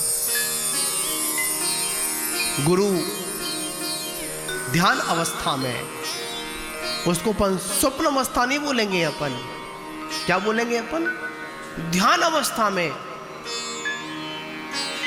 सामने प्रकट होते हैं और बोलते हैं, हे सौभाग्य, तुझे कोई चिंता नहीं करनी। तेरा चतुर्मास शुकावात में होगा। कहां होगा? तेरा चतुर्मास शुकावात में होगा और शुकावात में तुम्हारे ही गुरु भाई आचार्य मुनि सूरसागर जी महाराज उपस्थित हैं, साथ में एक छुल्लक जी उपस्थित है। तुम्हारा इस वर्ष का चतुर्मास कहां होगा? शुकावात में होगा। और अभी कुछ लोग तुमको श्रीफल भेंट करने के लिए, निवेदन करने के लिए अभी आने वाले हैं। गुरु की आपस में वार्तालाप चल रही है। ध्यान अवस्था में वार्तालाप चल रही है। उस समय कोई टेलीफोन नहीं, कोई मोबाइल नहीं, कोई मैसेज नहीं। बात कहाँ से चल रही है? ध्यान टू ध्यान की बातें चल रही हैं, दोनों गुरु शिष्य की, उसमें कोई तार नहीं। ठीक जैसे ध्यान पूर्ण हुआ, आशीर्वाद दिया, मेरा आशीर्वाद, साधना अच्छी होगी, चले गए। ध्यान के बाद जैसे गुरु महाराज उस गुफा से बाहर की ओर निकलते हैं, 4 व्यक्ति श्रीफल लेकर खड़े हुए थे। कितने व्यक्ति? 4 व्यक्ति। कैसे खड़े हुए थे? श्रीफल ले खड़े हुए थे। बोलते हैं हम सुकावास से आए हैं। कहां से आए हैं? सुकावास से आए हैं। उसमें एक इंद्रध्वज जी, एक अनिल जैन घी वाले, एक नवीन जैन वहीं के समाज के हैं, और एक समाज के अध्यक्ष सुभाष जी जैन। 4 व्यक्ति वहाँ उपस्थित है। गुरु महाराज, चलिए आपको चतुर्मास कहाँ करना है? सुकावात में करना है। आपके गुरु भाई मुनि, उसमें मुनि अवस्था में थे, वो सूर सागर जी वहाँ पर उपस्थित हैं, आपको चलना है। गुरु महाराज ने कहा ये संदेश तो आपके आने से पहले मेरे गुरुजी ने मुझे दे दिया, मैं तो तैयार था। तुरंत गुरु महाराज का आदेश हुआ और तुरंत वह विहार भी कर देते हैं। महान बाबू, इसको कहते हैं गुरु भक्ति, इसको कहते हैं गुरु के प्रति समर्पण। और आज भी हम अपने गुरु के प्रति इतने समर्पित हैं, इतने समर्पित हैं, जब जब हमारे जीवन में कोई संकट आता है, वैसे संकट तो कोई आता ही नहीं है भाई, चल कोई शुभ कर्म के उद्देश्य से कोई बात अगर होने को होती है, हमको कहीं चतुर्मास करने को होता है, तो आज भी तपस्वी सम्राट समाधि के बाद भी आज भी हमारे ध्यान में आते हैं और पूरा का पूरा निर्देश देकर जाते हैं कि तुम्हारा चतुर्मास इस वर्ष ऐसा और यहाँ और ऐसा ऐसा होगा। जब सूर्यनगर के लिए हम लोग आ रहे थे, सरता विहार पड़ता है, ऐसे हम लोग बैठे हुए थे। बिहार तो कल के थकान तो हो जाती है, थोड़ा आंख लगी। पूज्य गुरुदेव ने कहा इस साल तुम्हारा चतुर्मास सूर्यनगर में हो रहा है और इस चतुर्मास में तुमको मात्र ज्ञान, ध्यान और तप करना है, इसके अलावा और कुछ नहीं करना है, तुम्हारी प्रभावना अपने आप हो जाएगी। पूज्य गुरुदेव ने आज भी हमको आदेश दिया। इसे क्या कहते हैं अपन? इसको गुरु भक्ति कहते हैं। गुरु भक्ति देखिए, गुरु का आदेश देखिए। जब पूज्य गुरुदेव की दीक्षा, क्षुल्लक दीक्षा 96 में हुई थी फिरोजाबाद में, 97 में दीक्षा पूज्य गुरुदेव की सोनागिर में होने की थी। तो माघ शुक्ल सप्तमी का दिन था और उसी दिन तपस्वी सम्राट की जन्म जयंती थी। कोई बात नहीं। और एक आपको सहयोग बताऊं मैं, आपको बड़ी महत्वपूर्ण सहयोग, ऐसा सहयोग हर किसी को नहीं मिलता, ऐसा सहयोग किसी सौभाग्यशाली शिष्य को ही मिलता है। जिस दिन आचार्य श्री सन्मत सागर जी महाराज की जन्म जयंती होती है, उस दिन आचार्य श्री सौभाग्य सागर जी महाराज की दीक्षा जयंती होती है। और जिस दिन आचार्य सौभाग्य सागर महाराज की जन्म जयंती होती है, उस दिन आचार्य श्री सन्मत सागर महाराज की दीक्षा जयंती होती है। ये गुरु शिष्य का बड़ा अटूट संबंध है, पूर्व का संबंध है कुछ। तो दीक्षा करे निवेदन गुरुजी ने कहा, और निवेदन भी क्या था कि क्षुल्लक अवस्था में जनेऊ पहनाते, जनेऊ आप तक जनेऊ पहनते हैं। जनेऊ भी एक धागे का नहीं, 11 धागों का जनेऊ पहनाते हैं। तो गुरुजी का जनेऊ टूट गया गुरु महाराज का। तो गुरु महाराज ने अपने गुरुजी से कहा सोनागिर में कि गुरुजी मेरा ये जनेऊ है ना, टूट गया है। तो तपस्वी सम्राट बोले, गुरु महाराज बोले, ए क्षुल्लक, कि जनेऊ टूट गया, फिर इसको स्वीकार करना चाहता है? अरे तेरे को जनेऊ टूटने का दुख है, जनेऊ तो टूटना ही है। अब तुझे जनेऊ नहीं, तेरे को ये कर्मों को तोड़ना है, कर्म की श्रृंखला को तोड़ना है। ऐसा कुछ गुरुदेव का आशीर्वाद मिला। क्या करना है गुरुजी बताइए। उससे 2 महीने पहले क्षुल्लक दीक्षा हुई थी, दिसंबर में, 12 दिसंबर को बात थी। और इधर 13 फरवरी की निवेदन, वो मतलब 1-2 दिन पहले निवेदन किया। गुरुजी ने कहा ये तुमको दीक्षा लेनी है, मुनि बनना है। जी गुरुजी, ये इसको समर्पित कहते हैं। किंतु परंतु जहां लग जाते हैं ना, वहां कुछ नहीं होता है। ठीक है, कोई बात नहीं। दीक्षा हुई थी दोपहर की बेला में, तो पूज्य गुरुदेव सुबह की प्रातःकाल की बेला में, क्षुल्लक अवस्था थी। गुरुजी से कहा, गुरुजी ने कहा सौभाग्य खड़े हो जाओ। खड़े हो गए। खड़े होकर सामायिक करो। क्या करो? सामायिक करो। और इस समय जब दीक्षा होती है तो गुरु महाराज अपने कक्ष में क्या करते हैं, शिष्य को खड़ा करते हैं, और खड़े करने के बाद उसकी परीक्षा के लिए मतलब वहाँ पर सामने सामायिक भी कराते हैं। गुरुजी ने सामायिक का आदेश दिया तो महाराज खड़गासन अवस्था में खड़े हो गए। खड़े हुए तो इधर क्या हुआ कि आचार्य गुरुदेव सन्मा सागर जी महाराज सोनागिर की वंदना के लिए पहाड़ पर निकल गए। इधर सामायिक पे खड़ा कर दिया, उधर कहाँ निकल गए? वंदना पर निकल गए। वंदना पर जब निकले, 1 घंटा नहीं, 2 घंटा नहीं, पूरे के पूरे 5 घंटे लगे। कितने घंटे लगे? 5 घंटे लगे। इधर पूज्य गुरुदेव उन चैत्यालों की वंदना कर रहे थे, और इधर एक मोक्ष मार्ग का साधक क्षुल्लक जो सौभाग्य सागर था, वहां क्या कर रहे थे? अपनी गुरु की आज्ञा का पालन कर रहे थे। लौट कर आए तो लंगोटी भी लगती उसमें थी, सब निकाल दिया था, तो कुछ चुभ रही थी। कहते हैं ना किसी बैरागी के तन पर भी एक धागा भी होता है, वो चुभता है। तो लंगोटी चुभ रही थी, तो आचार्य श्री ने क्या कि अपने हाथ से उस लंगोटी को, कपड़े को साइड से कर दिया। तो एक बगल में कमर में धागा बंधा हुआ था, जिसको अपन लंगोटी फंसाने के लिए होता है, वो धागा पूरे 5 घंटे तक उसी एक ही मुद्रा में खड़े रहे। वो कौन? क्षुल्लक।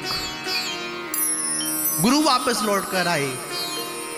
गुरु ने देखा बड़ा शिष्य बड़ा दृढ़ है, बहुत मजबूत है। पता है, गुरुजी ने देखा और देखने के बाद बोलते हैं पहले इस लंगोटी को लगाओ। दीक्षा तो उसमें हुई नहीं थी, लंगोटी को लगाइए। गुरु आए। इधर गुरु का आदेश था समय करनी है, इधर शिष्य का भी संकल्प था जब तक मुझे गुरु आदेश नहीं दे देंगे तब तो मैं अपनी सामायिक से पीछे हटने वाला नहीं हूं। गुरु ने आदेश दिया बैठो। जैसे गुरु को आदेश मिला बैठ गए, नमोस्तु किया। तो कहा ये तुम्हारा दृढ़ संकल्प एक दिन इतनी ऊंचाई तक पहुंचेगा कि आपकी साधना इतनी उत्कृष्ट साधना होगी कि आप अति शीघ्र अपनी कर्मों की निर्जरा कर कर मोक्ष को प्राप्त करेंगे। ये किसका आशीर्वाद? गुरु का आशीर्वाद। आज आप लोग देखते हैं ये सब क्या गुरु भक्ति है और कुछ नहीं है।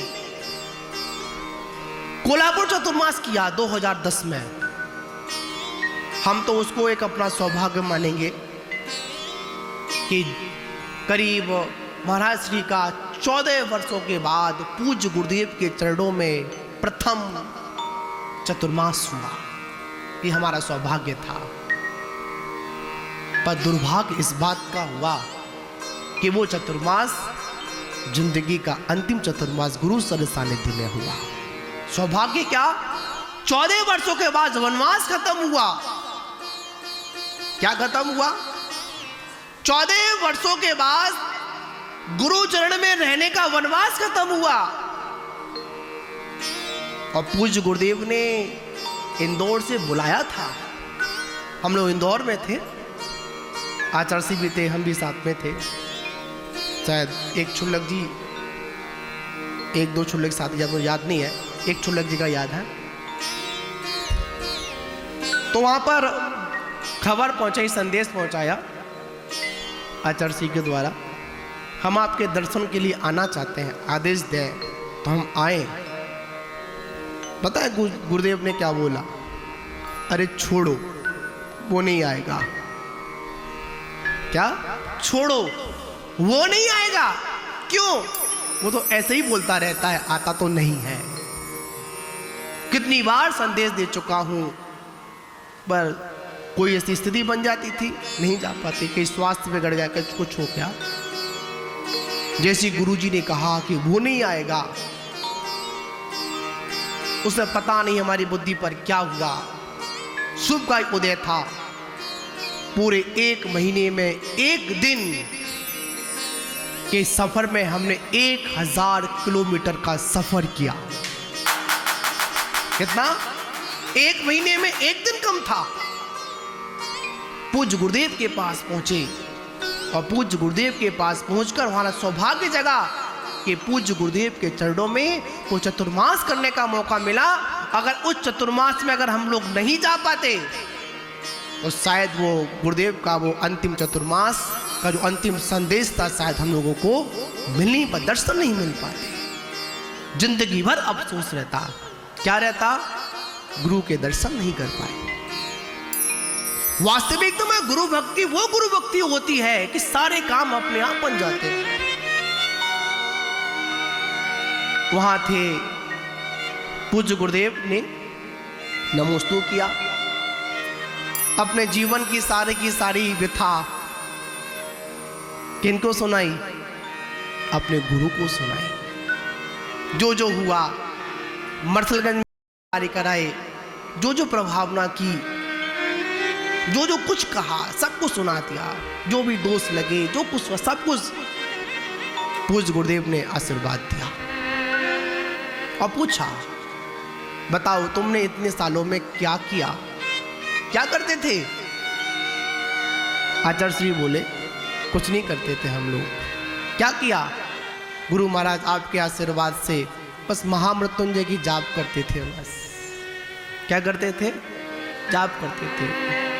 पूज्य गुरुदेव बोले, हाँ बहुत अच्छा, आपको आशीर्वाद है।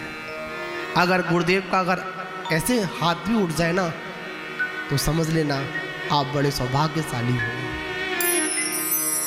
गुरु पूर्णिमा का दिन था। सभी गुरु भक्त थे, हम भी थे, सभी लोग थे। फक्कड़ बाबा थे हमारे। ना मंच की चिंता, ना सिंहासन की चिंता, जहां मिल जाए वहीं बैठ जाते थे वो। कोई पोस्टर नहीं, कुछ नहीं। मुझे याद है जब गुरु पूर्णिमा थी, चतुर्मास की स्थापना भी थी, तो कुछ बारिश ज़्यादा थी कोल्हापुर में, तो इंतज़ाम इतना नहीं था। तो वहाँ पर एक ऐसी टेबल पड़ी हुई थी, एक टेबल जैसे मंदिर टेबल होती ना, ऐसी लकड़ी की टेबल थी। पूज्य गुरुदेव वहाँ पर विराजमान थे। कहाँ थे? वहीं विराजमान थे। और जैसे विराजमान थे, जैसे हम सभी लोग गए तो कहाँ बैठे? पूज्य गुरुदेव को आचार्य महाराज ने कहा कि आ सौभाग्य मेरे बगल में बैठ। क्या कहा? इशारा किया, आ सौभाग्य मेरे बगल में बैठ। गुरुजी ने बड़ी विनम्रता दिखाई, हे गुरुदेव मेरा स्थान आपके बगल में नहीं है, मेरा स्थान तो आपके चरणों में है, मुझे मां चरणों में बैठे रहने दो। पूज्य गुरुदेव ने हाँ ठीक। गुरु याद रखना परीक्षा करता है।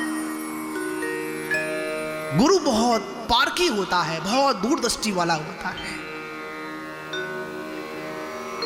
याद रखना, साधना होती रही।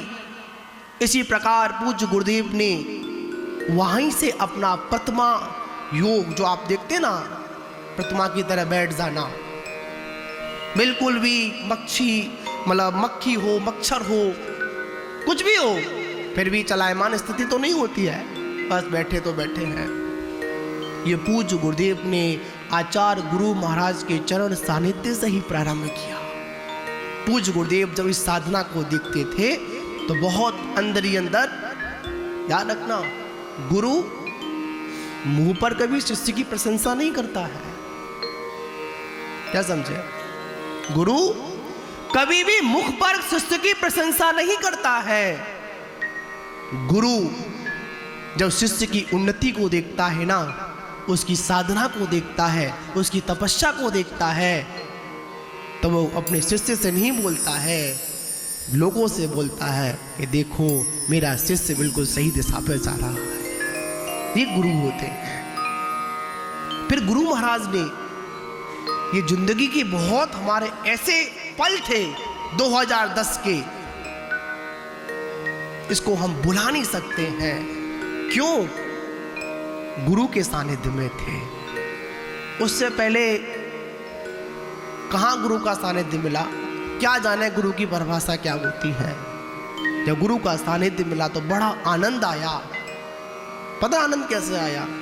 जब कोई बच्चा स्कूल जाता है ना, पहली बार जाता है तो डरता है, कैसे जाऊंगा, क्या करूंगा, कहीं मास्टर जी मारेंगे तो नहीं, गुरु जी से पिटूंगा तो नहीं, मेरे संग के सहपाठी कैसे होंगे, क्या करेंगे। पर जब गुरु चरण सानिध्य में पहुंच जाते हैं ना, तो गुरु क्या करते हैं, अपने पास बैठा लेते हैं। यही अगस्त का महीना था, 18 अगस्त, कुछ दिन बाद आने वाली है। 18 अगस्त को पूज्य गुरुदेव ने निवेदन किया, आचार्य श्री आपके आशीर्वाद से जो आपने मुझे भार दिया, आचार्य पद भारी होता है, संघ का नेतृत्व करने की जिम्मेदारी मुझे दी। आप पूज्य गुरुदेव आशीर्वाद दो, इसी प्रकार मैं अपनी साधना को और वृद्धिगत करता रहूं। आचार्य महाराज बोले, इतनी जल्दी छुटकारा मिलने वाला नहीं है। क्या बोले? हे सौभाग्य, इतनी जल्दी तेरे को छुटकारा मिलने वाला नहीं है। अरे सौभाग्य, तेरे को इस आदि सागर अंकलिकर परंपरा को आगे तक लेकर जाना है। मैं तेरे को बहुत बहुत आशीर्वाद देता हूं। किसने कहा? हमारे गुरु ने कहा। और हमको बड़ा गर्व होता है कि हमको ऐसे स्कूल में क्या मिला, एडमिशन मिला। कोई बात नहीं, आज हम पीछे वाली सीट पर बैठे हैं, कोई चिंता नहीं हमको, कोई बात नहीं। हमको पढ़ना नहीं आता है, कोई चिंता नहीं है हम किसी बात की। आज साधना नहीं कर पा रहे, कोई बात नहीं है। पर इस बात का हमें बड़ा खुश होते हैं, बड़े पुण्य से समझते हैं कि हमारा एडमिशन अगर हुआ तब वो तपस्वी सम्राट की पाठशाला में हुआ। वहां पर तप, त्याग और साधना की हमेशा चर्चाएं हुआ करती थी। पूज्य गुरुदेव का जीवन जीता जागता मूलाचार्य था। महान बाबू, उस त्याग की मूर्ति को देखकर हम लोग धन्य धन्य हो जाते थे। एक उपवास पर हमारी हवा खराब हो जाती है, किया था ना केस लॉन्च, आज तक होश नहीं है, घूम रहे हैं इधर उधर, कभी पैर में दर्द, कभी हाथ में दर्द। हकीकत बोलता हूं, मायाचारी नहीं करूंगा, जो था स्पष्ट बोलता हूं, स्थिति बनती है। पर जब उस त्याग की मूर्ति को जब देखते थे ना, डेली में एक आहार एक उपवास, एक आहार एक उपवास, 2 उपवास एक आहार। आहार में सिर्फ क्या, सिर्फ कुछ अंजलि भर मट्ठा लेना, बस, इसके अलावा और कुछ नहीं लेना। फिर भी अपनी नित्य क्रियाएं, प्रतिक्रमण, स्वाध्याय, सामायिक में कोई समझौता नहीं। 10 दिन के उपवास हो गए, 8 दिन के अष्टांगा के उपवास हुए, 10 दिन के दक्षाक्षर के उपवास हुए, संयोग से उद्युक्त तिथि और बढ़ गई। कितने हो गए? 11 उपवास हो गए। फिर भी गुरु महाराज के 11 उपवास करने के बाद जब प्रतिक्रमण करते थे ना, तो उनकी आवाज ऐसी निकलती थी जैसे कोई जंगल में सिंह दहाड़ रहा है। ऐसे गुरु आचार्य सन्मत सागर जी महाराज, महान बाबू। वास्तविकता में गुरु का सानिध्य मिलना बड़ी पुण्य से मिलता है। गुरु बनना बहुत आसान है, क्या समझे? गुरु बनना बहुत आसान है। अगर इस संसार में सबसे अधिक कोई कठिन चीज अगर कोई है ना, तो वो क्या है? गुरु बनना नहीं, शिष्य बनना, छोटे बन के रहना। याद रखना, छोटे में ही बड़ी लहुता हुआ करती है। तो महान बाबू, उसी प्रकार उन राजा ज्वलन जटी को भी कौन मिले? एक गुरु मिले। और जैसे गुरु मिले और गुरु के सानिध्य में क्या किया? दीक्षा को स्वीकार किया। और दीक्षा को स्वीकार करने के बाद साधना को और वृद्धिगत करते गए। आगे क्या होता है? साधना इतनी उत्कृष्ट हो जाती है, शुक्ल ध्यान की श्रेणी में चले जाते हैं। और जाने के बाद अपने घातिया कर्मों को नष्ट कर केवल ज्ञान को प्राप्त करते हैं। और केवल ज्ञान को प्राप्त करने के बाद कालांतर में मोक्ष को प्राप्त हो जाते हैं। कहाँ भोगों में रहने वाला जीव, क्या समझे? कहाँ भोगों में रहने वाला वो जीव राजा ज्वलन जटी। और जब संसार से विरक्त हुआ ना, गुरु का सानिध्य मिला, ज्यादा समय नहीं लगा, कहां पहुंच गया? मोक्ष में पहुंच गया। जो हमको मोक्ष तक पहुंचाते हैं ना, वही हमारे सच्चे गुरु, सच्चे आराध्य होते हैं। तो महान बाबू, इसी पंक्तियों के साथ आज समय गुरु भक्ति महिमा में ज्यादा ही हम लोग डूब गए।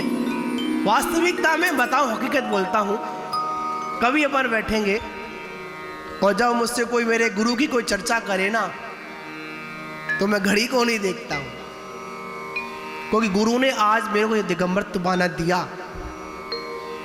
पता है, बहुत सुंदर बात प्रोग्राम लूंगा मैं। चतुर्मास का निष्ठापन काल चल रहा था, निष्ठापन हो चुका था, निर्वाण महोत्सव था।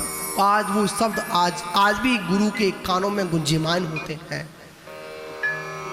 जा रहे थे लेकर, गुरु महाराज में साथ में था, आचार्य जी की कमंडल लेकर चल रहा था। तो महाराज जी उनके थोड़ा अस्वस्थ थे, तो कभी उनका हाथ भी पकड़ना पड़ता था। पैर में बहुत बड़ा घाव था, कभी चर्चा आपसे करूंगा। लेके जा रहे थे, गुरुजी ने मेरी शिकायत की। क्या की? ये सुरत्न सागर बोलता है कि बचपन में मेरे को घेर लिया। घेरने का मतलब क्या? छोटा था उस समय, जबरदस्ती दीक्षा दिला दी। पता है गुरुजी ने क्या बोला? इससे आज भी आत्मबल मजबूत मेरा होता है। गुरुजी बोले, अगर इसको बचपन में आज नहीं फंसाया होता ना, तो आज ये सुरत्न सागर नहीं बन पाता, आज इतनी ऊंचाइयों तक नहीं पहुंच पाता, आज इस साधना के क्षेत्र में इतना वृद्धिगत नहीं होता। किसके शब्द थे? गुरुजी के शब्द थे। आज भी कान में गुंजयमान होते हैं। और ऐसा प्रतीत होता है उस अंतिम चतुर्मास में पूज्य गुरुदेव मेरे कान में एक सूर्य मंत्र देकर चले गए। क्या दे गए? कभी भी संयम के मार्ग से पीछे मत हटना और कभी अपनी गुरु परंपरा को कभी नीचे मत होने देना। तो महान बाबू, आज इतना ही। फिर कभी मौका मिलेगा, गुरु चर्चा का मौका मिलेगा, एक दिन प्रसंग रखेंगे। गुरु महाराज का कैसा जीवन था देखेंगे। सन्मत कथा जो गुरु कथा है उसको ऊपर वाचन करेंगे। इसी के साथ विराम। जय बोलो आचार्य गुरुदेव सन्मति सागर जी गुरु महाराज की जय। ध्यान गया न किसी बात की ओर ध्यान गया। तो गुरु कथा ऐसी ही होती है जो हमारे अंतरंग को बिल्कुल झकझोर के रख देती है। और चलेंगे हम सभी लोग, कल के मुख्य श्रोता का नाम एक बार घोषित कर देते हैं। श्रीमती ममता जैन, आरुष जैन, A211 सूर्यनगर। ताली बजाओ जोरदार। हाँ, और आप सभी को एक बार सूचना दे देते हैं। कहाँ है अमोलक जी? आए थे, मैंने देखा था। हैं मंत्री जी? बाहर हैं। वैसे तो ये सूचना अमोलक जी को देनी है आपको। कल अगर आ जाए तो वो दे दे, नहीं तो फिर मैं तो दूंगी। मैं दूँ? अच्छा, सुबह उनसे दिलवा देंगे। जो अभिषेक में बहुत सारे लोग होते हैं ना, तब उनसे करवा देंगे। तो मैं सूचना दे देती हूँ। 15 अगस्त 2023 को प्रातःकालीन बेला में इसी मंदिर में शांतिनाथ भगवान के समक्ष पूज्य गुरुदेव की सन्निधि में हम सभी लोग मिलकर के भगवान के 1008 नामों की आराधना करेंगे, अर्थात जिन सहस्र नाम महामंडल विधान को संपन्न करेंगे। सभी लोगों को बैठना है। छुट्टी वाला दिन है ना? हाँ, तो सभी को बैठना है, जो भी पुरुष हैं, जो भी माताएं बहनें हैं। क्या ध्वजारोहण? हाँ, कुछ गुरुदेव निर्देश कर रहे हैं, वो भी बताऊंगी। तो सभी को बैठना है और प्रभु की आराधना करेंगे।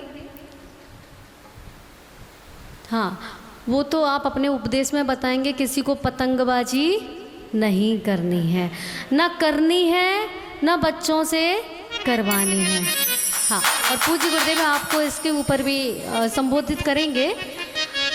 तो कहना ये है, 15 अगस्त को हम सभी लोग स्वतंत्रता दिवस के रूप में प्रभु की आराधना करेंगे। कितने नामों से?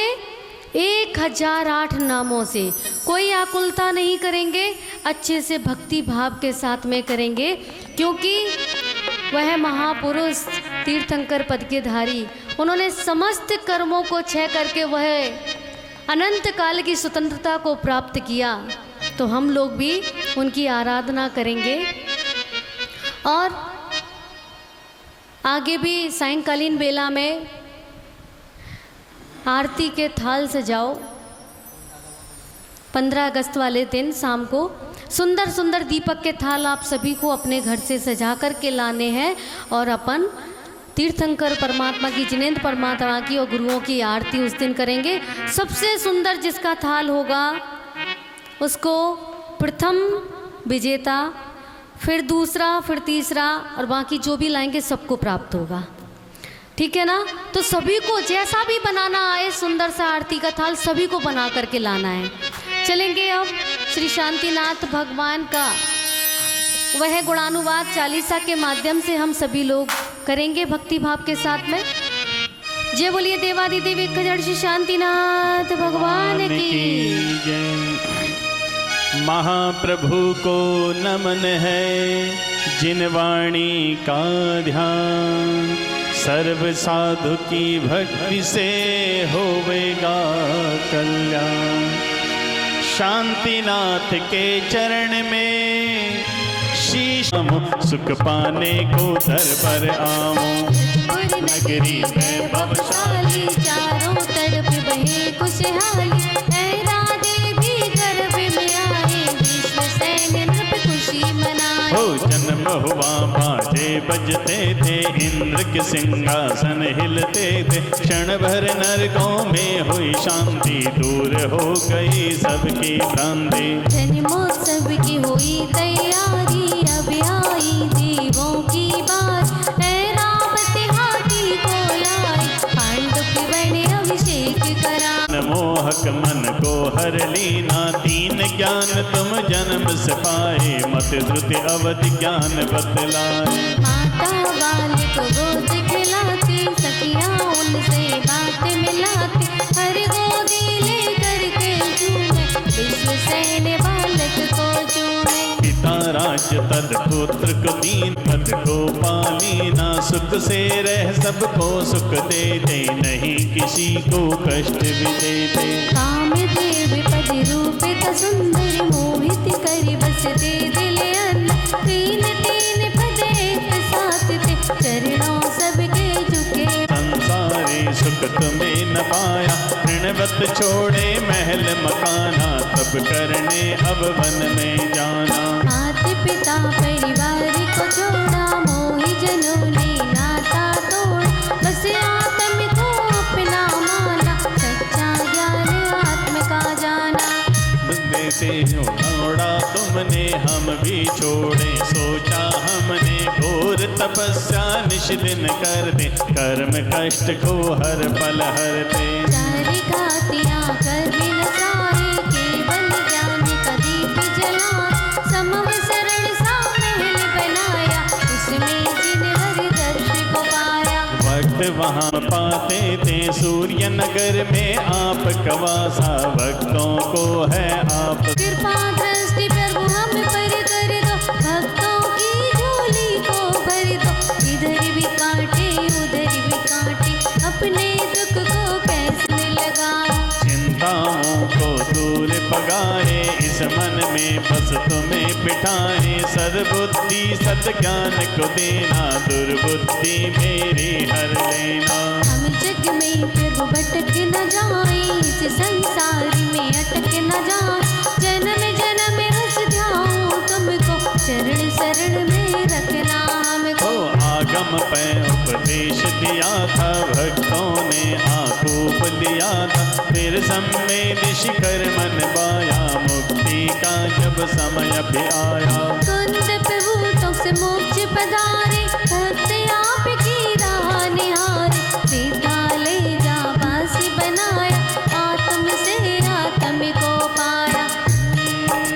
स्वस्ति भी गुणपान को गाएगा, गा मन में हर शान। 40 दिन पढ़ना है सुख का, रिद्धि सिद्धि समृद्धि हो मैं भव से पार। सूर्य नगर के स्वामी को प्रणमो बारंबार। आताएं मेरी हरो, करना प्रभु स्वीकार। करना प्रभु स्वीकार, करना प्रभु स्वीकार। जब बोलिए शांतिनाथ भगवान। मन हर मूरत तेरी, लगती है बड़ी सुहानी, लगती है बड़ी सुहानी। बीते रंगता वेश तुम्हारा, बीते रंगता वेश तुम्हारा। सच्ची धर्म कहानी हो जिनवर, देखो मैं तेरा सपना। जग में बस तू ही अपना, मिलके उतारे तेरे आरती। ओ बाबा हम सब उतारे तेरी आरती।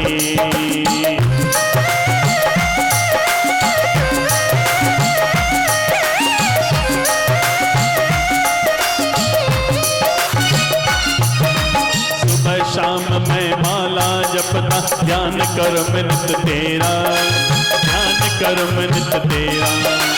ऐसी शक्ति देना जिनवर, ऐसी शक्ति देना जिनवर। हो कल्याण मेरा बे बाबा, युक्ति से मुक्ति पाए। भक्तों को भी बतलाए, मिलके उतारे तेरे आरती। ओ बाबा हम सब उतारे तेरे आरती।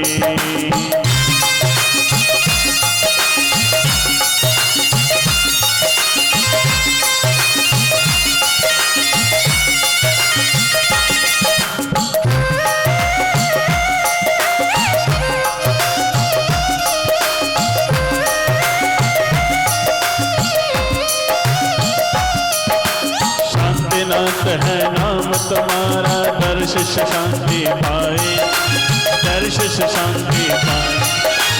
नाम तुम्हारा ले करके, नाम तुम्हारा ले करके। आत्म ज्योति जगाए हो जिनवर, आंखों में मुझको दिखना।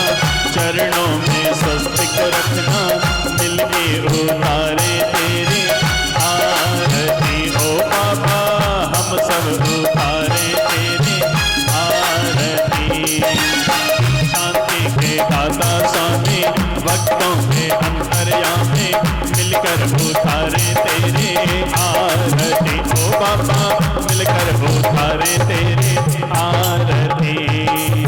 ओ बाबा हम सब उतारे तेरे आरती। ओ बाबा मिलकर उतारे तेरे आरती। जय गुरुवर ज्ञान उजागर, हम सभी उतारे तेरी आरती।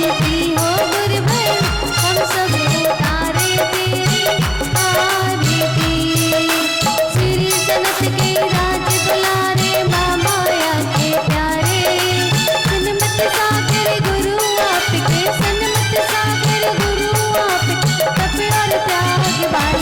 सबकी बिगड़ी बनाने वाले और लगाने वाले हम सब उतारे तेरी आरती हो गुरुवरे, हम सब उतारे तेरी आरती।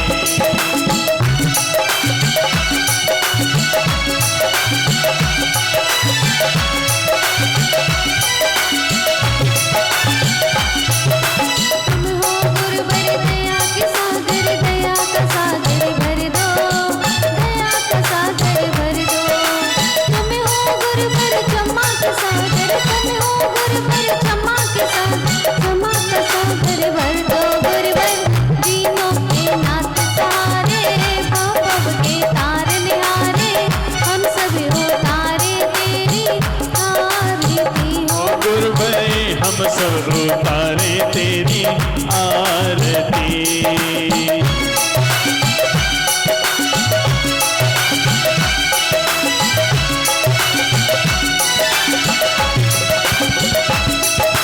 कार्तिक मंडल बगल में पीछे वेश दिगंबर धारा, वेश दिगंबर धारा। कब संयम काले के सहारा, कब संयम काले के सहारा। राग देश को गारा तेरे चरणों में मैं भी आया, जग का ये बीज सताया। हम सब उतारे तेरी आरती हो गुरुवरे, हम सब उतारे